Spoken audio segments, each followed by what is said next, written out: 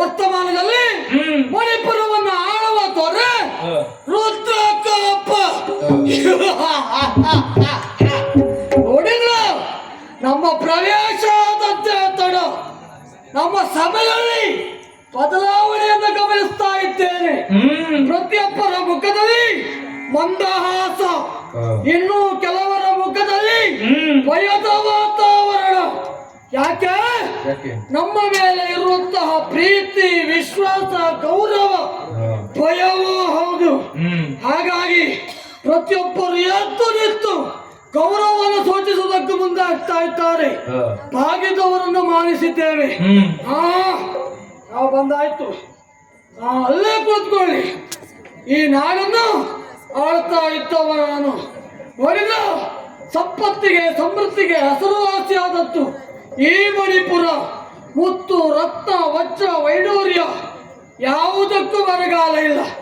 ಬಹಳಷ್ಟುಂಟು, ಹೇರಳವಾಗುಂಟು. ಒಂದು ನಾಡನ್ನು ಪ್ರಭಾವಶಾಲಿಯಾಗಿ ಕಟ್ಟಬೇಕು ಅಂತ ಆದ್ರೆ ಅರಸನ ಆಳ್ವಿಕೆ ಎನ್ನುವುದು ಆ ನಾಡಿನ ಮೇಲೆ ಅಷ್ಟೇ ಪ್ರಭಾವಶಾಲಿಯಾಗಿರ್ತದೆ. ಆ ಮಟ್ಟಿಗೆ ಆಲೋಚಿಸಿದ್ರೆ ಮಣಿಪುರದ ಆಡಳಿತ ಸೂತ್ರವನ್ನು ವಹಿಸಿಕೊಂಡಿದ್ದೇನೆ. ಎಲ್ಲಿಯಾದರೂ ಹೊರಿಗಳ ಆಕ್ರಮಣ ಎನ್ನುವುದು ಇದು ತನಕ ನಮ್ಮ ನಾಡಿನ ಮೇಲೆ ಆದದ್ದಿಲ್ಲ. ಯಾಕೆ? ನಮ್ಮನ್ನು ಕಂಡರೆ ಹೆದರ್ತಾರೆ. ನಾವು ಬರ್ತೇವೆ ಅಂತ ಆದ್ರೆ ಮತ್ತು ವೈರಿಗಳು ಆ ಭಾಗಕ್ಕೆ ತಲೆ ಹಾಕಿ ಮಲಗುವುದಿಲ್ಲ. ಅಂತಹ ಸಾಹಸ, ಅಂತಹ ಸಾಮರ್ಥ್ಯವನ್ನು ಹೊಂದಿದವರು ಇನ್ನು ರೂಪದಲ್ಲಿ ನನ್ನಷ್ಟು ಚಂದ ಯಾರಾದ್ರೂ ಇದ್ದಾರ? ಯಾರು ಇಲ್ಲ. ನನ್ನಷ್ಟು ಚಂದ, ನನ್ನಷ್ಟು ಅಂದ, ಪರಾಕ್ರಮದಲ್ಲಿ ನನ್ನಂತ ಸಾಹಸಿ ಮತ್ತೋರ್ವ ಇಲ್ಲವೇ ಇಲ್ಲ. ಎಂದಿನಂತೆ ವೈಭವದ ಓಲಗವನ್ನು ಕೊಟ್ಟಿದ್ದೇನೆ.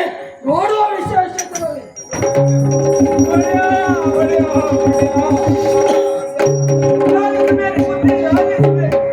ಆಲಿಸಿ ನುಡಿಯೊಂದು ಒಡೆಯ,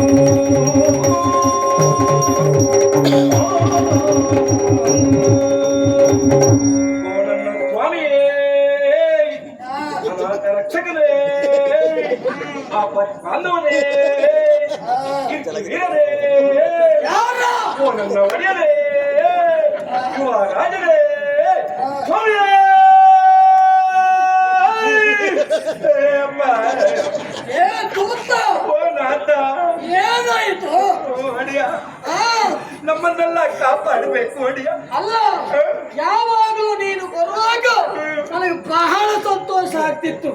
ಯಾಕೆ? ಎಲ್ಲರನ್ನೂ ನಗಿಸ್ತಿದ್ದೆ, ಲಘುಮುಖದಿಂದಲೇ ಬರ್ತಿದ್ದೆ. ಆದ್ರೆ ಇವತ್ತು ನಿನ್ನ ಮುಖ ಅರಳಿದ ಕಮಲವನ್ನ ಬಿಟ್ಟು ಬಂದ ಕರಿಯಾದ ಬಂಡೆಗೆ ಹೊಡೆದ್ರೆ ಹೇಗೆ ಸುರುಟಿ ಮುರುಟಿ ಆಗ್ತದೆಯೋ ಅದೇ ರೀತಿ ಉಂಟು ಇವತ್ತಿನ ಮುಖ ಏನಾಯ್ತು? ಹಾಗೆ ಹೇಗೂ ಹೇಳುವ ಬದಲು ಇವತ್ತು ನಿನ್ನ ಮುಖ ನನ್ನ ಮುಖದಾಗ ಉಂಟು ಅಂತ ಹೇಳಬಾರ್ದು. ಅಪ್ಪಿ ಮಗನೇ ಏನೋ ಹಾಗಲ್ಲ ಮರಿಯ, ನನ್ನ ಮುಖದಲ್ಲಿ ಇವತ್ತು ಸುಖ ಇಲ್ಲ ಬುದ್ಧಿ. ಹೌದು. ಕಾರಣ ಉಂಟು. ಏನೋ ಇಲ್ಲಿಯವರೆಗೆ ನಮ್ಮ ಪ್ರಜೆಗಳಿಗೆಲ್ಲರನ್ನು ಕಾಪಿಗೆ ಇಟ್ಟ ಬಂದವರು ನೀವು, ಕಾಪಾಡುತ್ತಾ ಬಂದವ, ಕಾಪಾಡುತ್ತಾ ಬಂದವರು ನೀವು ಬುದ್ಧಿ. ಆದ್ರೆ ಇವತ್ತು ನಮ್ಮ ಜೀವ ಹೋಗುವ ಪರಿಸ್ಥಿತಿ ಎದುರಾಗಿದೆ ಅಂತ ಅಲ್ಲ. ಬಾಗಿಲ ಬಳಿ ಇರುವ ನೀನು ಹೌದು. ಯಾಕೆ ಬಂದೆ? ಈ ದಿವಸ ಬಾಗಿಲ ಬಳಿ ನಿಂತ್ಕೊಂಡು ಬರುವವ್ರನ್ನೆಲ್ಲ ತಕೊಂಡು ಒಳಗೆ ಬಿಡ್ತಾ ಇದ್ದೆ. 500 ಮಂದಿ. ಆಯ್ತು, ಈಗ ಅನುಮಾನ ಬರ್ತಾ ಉಂಟು. ವೈರಿಗಳನ್ನು ಬಿಡ್ತೀಯಾ? ವೈರಿಗಳನ್ನಲ್ಲ, ಅಂದ್ರೆ ನಮ್ಮವ್ರು ಯಾರಾದ್ರೂ ಬಂದ್ರೆ ಅವರಂತಾದ್ರೂ ಕೊಟ್ರೆ ಅದನ್ನ ತಕೊಂಡು ಮತ್ತೆ ಒಳಗೆ ಪರೀಕ್ಷಿಸುವುದು. ಒಳಗೆ ಬರುವಾಗ ಹೊರಗೆ ಬರುವಾಗ ನಿನಗೆ ನಾವು ಸಂಬಳ ಕೊಟ್ಟು ಸಾಕಾಗೋದಿಲ್ವಾ? ನೀವು ಕೊಟ್ಟಿರಿ ಸಾಕಾಗ್ತದೆ. ಅಂದ್ರೆ ನಂಗೆ ಒಂದು 4-5 ಜನ ಹೆಂಡತಿ ಇದ್ರ ಸಂಸಾರ ಎಲ್ಲ ನೋಡ್ಕೊಳ್ಬೇಕಲ್ಲ. 4-5 ಜನ ಮನೆಯಲ್ಲಿ ಹಾಗೆ ಅವ್ರ ಅಭಿಮಾನದಿಂದ ಕೊಟ್ಟದ್ದನ್ನು ಇಟ್ಕೊಳ್ತೀವಿ. ಹೌದು ಬುದ್ಧಿ, ತಪ್ಪಲ್ಲ ಬಿಡು. ತಪ್ಪಲ್ಲ. ಪ್ರಭು ದ್ವಾರದಲ್ಲಿ ಇರುವಾಗ ಇವತ್ತೊಂದು ಸೇನೆ ಬಂತು ಬುದ್ಧಿ. ಸೇನೆ ಬಂತ? ಹೌದೌದು. ಯಾರ ಸೇನೆ? ಎಲ್ಲಿದ್ದಂತ ಅಂತ ಕೇಳ್ಬೇಡಿ, ಅಯೋಧ್ಯೆಯಿಂದ ಬಂದವನಂತೆ. ಹೌದಲ್ಲ? ಕೇಳಿಲ್ವಾ? ನಾ ಕೇಳಿದೆ ಮರ, ನಂಗೆ ಇವತ್ತು ಸ್ವಲ್ಪ ಅದಲ್ಲದೆ ಆಮೇಲೆ ನೀವು ಹೋಗಿ ಕೇಳಿ, ಇನ್ನೊಮ್ಮೆ ತಪ್ಪಿದ್ರೆ ಸರಿ ಮಾಡ್ತೀನಿ. ಆಯ್ತು, ಅಯೋಧ್ಯೆಯಿಂದ ಬಂದ ಸೇನೆ. ನೀವ್ಯಾಗ ಹೋಗ್ತಾರಲ್ಲ ಅಲ್ಲಿಂದ ಬಂದವನಂತೆ. ಹೆಸರು ಉಷ್ಣ ವಿಷ್ಣು ಅಂತೆ ಪ್ರಭು. ವಿಷ್ಣು? ಹೌದೌದು. ಅದನ್ನ ನೋಡ್ಲಿಕ್ಕೆ ಸಾಕ್ಷಾತ್ ಕೈಲಾಸಪತಿ ವಿಷ್ಣುವಿನಾಗೆ ತೋರ್ತಾನೆ. ಕೈಲಾಸಪತಿ ವಿಷ್ಣುವೇನ? ಪರಶಿವ ಅಲ್ಲಪ್ಪ, ವಿಷ್ಣು ಕೈಲಾಸಕ್ಕೆ ಹೋಗಿದ್ದಲ್ಲ. ಹೌದು, ಹರಿಹರರಲ್ಲಿ ಭೇದ ಇಲ್ಲ. ಹಾಗೆ. ಹೌದೌದು. ಅರೆ ಕೈಲಾಸದಲ್ಲಿರುವ ಪರಶಿವ. ಹೌದಾ? ಎಲ್ಲೇ ಇರ್ಲಿ ನಮ್ಗೆ ತಕ್ರಾಗ್ಲಿ ಹೇಳಿ. ಹೌದೌದೌದು. ಅವನಾಗೆ ತೋರ್ತಾ ಇದ್ದಾನೆ ಬುದ್ಧಿ. ನನ್ನೂರು ಬಾಣಗಳೆಲ್ಲ ಹಿಡಿದುಕೊಂಡು ಬಂದಿದ್ದಾನೆ, ನಮ್ಮೆಲ್ಲರಿಗೂ ಹೊಡಿತಾ ಇದ್ದಾನೆ. ಅವನಿಗೆ ಇಲ್ಲಿಯ ಪೀಠ ಬೇಕಂತ ಬುದ್ಧಿ, ನೀವೇ ಕಾಪಾಡಬೇಕು.